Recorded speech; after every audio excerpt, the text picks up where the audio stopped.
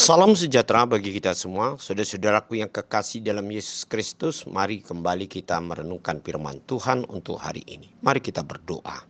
Tuhan Yesus, biarlah Engkau berfirman bagi kami masing-masing untuk dapat kami menerima apa yang Tuhan inginkan di dalam kehidupan kami untuk kami lakukan sebagai jalan hidup kami memperoleh apa yang Tuhan janjikan dalam hidup kami. Berfirmanlah bagi kami sekalian sebab kami siap untuk mendengarkannya. Amin.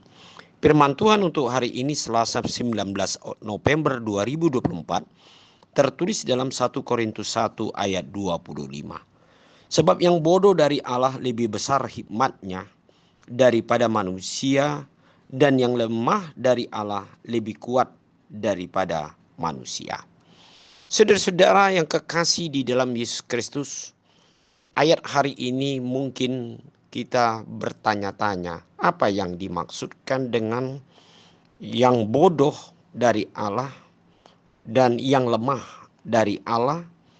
Terutama dikatakan lagi bahwasanya yang bodoh dan yang lemah dari Allah adalah lebih berhikmat dan lebih kuat daripada manusia. Seolah-olah ada dua bentuk manusia yang dikatakan dalam ayat hari ini. Namun saudara-saudara yang kekasih, pada dasarnya Paulus mengatakan hal ini karena dia melihat ada beberapa orang yang menganggap suatu kebodohan apabila dia mendengarkan cerita tentang bahwa Allah di dalam Yesus Kristus yang mati di kayu salib adalah jalan manusia untuk dapat memperoleh keselamatan.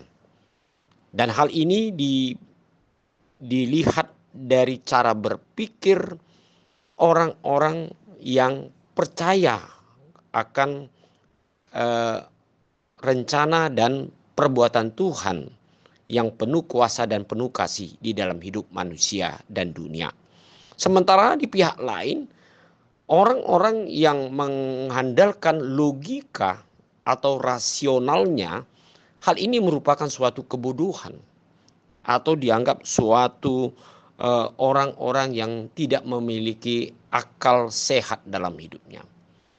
Untuk itulah saudara-saudara yang kekasih di dalam Yesus Kristus, ayat hari ini untuk menjawab bahwasanya orang yang menganggap bahwasan pemberitaan Injil akan keselamatan Tuhan melalui Yesus Kristus merupakan suatu hikmat bagi orang-orang yang percaya akan perbuatan Allah. Tetapi itu merupakan suatu kesesatan atau suatu kehancuran atau kematian bagi orang-orang yang tidak mempercayai akan berita keselamatan ini. Untuk itulah saudara-saudara yang kekasih, ayat hari ini mengajak hidup kita supaya kita menerima hikmat daripada Allah itu sendiri. Sebab hikmat adalah merupakan roh Allah yang bekerja dalam hidup kita sehingga dia memberikan pengertian yang pasti dan yang benar di dalam memahami siapakah Allah dalam hidup kita yang kita percayai dan bagaimana sikap Allah terhadap manusia yang patut kita percayai di dalam hidup kita sebagai jalan kasih Allah dalam hidup kita itu sendiri. Nah, untuk itu marilah kita menerima hikmat daripada Allah. Kita tidak dapat memakai kekuatan pikiran, logika, rasional atau apapun kekuatan di dunia ini untuk memahami sudut pikiran Allah. Tetapi kita harus berangkat dari pikiran Allah yang penuh kuasa, yang lebih tinggi keberadaannya dari manusia. Yang inilah yang akan kita percaya dalam hidup kita. Sehingga kita dapat memperoleh hikmat, memahami sungguh-sungguh Allah adalah penuh kuasa yang memberikan jalan keselamatan bagi hidup manusia. Percayalah kepada hikmat Allah yang bekerja di dalam hidup kita melalui Roh Kudus. Sehingga kita dapat melihat bagaimana kasih Allah, kuasa Allah yang menyelamatkan hidup kita. Amin. Mari kita berdoa.